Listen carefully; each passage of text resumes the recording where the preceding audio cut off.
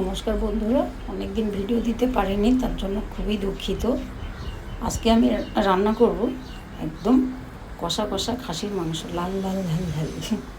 এই মাংসটা রান্না করার জন্য আমরা প্রথমে মাংসটাকে ম্যারিনেট করছি।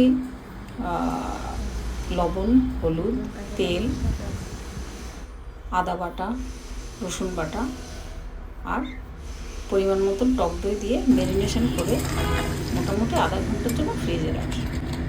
তারপরে কড়াইতে তেল দিয়ে আলু ভেজে তুলে নিলাম।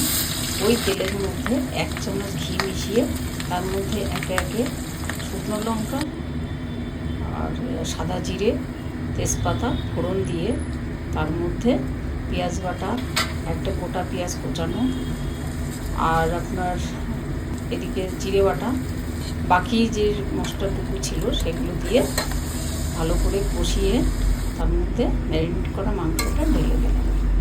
ম্যারিনেট করা মাংসটা অনেকক্ষণ ধরে কষতে কষতে মাংসের থেকে যখন জল বেরোবে সেই জলটা পুরো কষতে কষতে শুকাবে।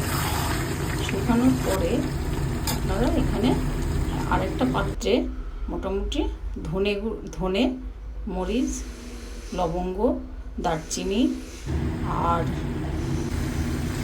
এলাচ এগুলো একটু নাড়াচাড়া করে গরম হলে ওটা মিক্সিতে রোস্ট করে নিন।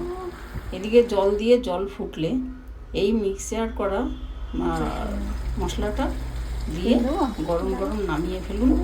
খেতে অপূর্ব হয়েছে, হাজব্যান্ড খুব খুশি। এইভাবে মাংস আমি প্রথম রান্না করলাম, কিন্তু আশা করেছিলাম খুব ভালো হবে, কিন্তু খেয়ে দেখলাম সত্যিই খুব ভালো।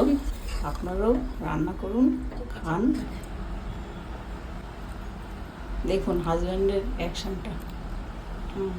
মাংসটা খুব সফট হয়েছে, খুব সফট।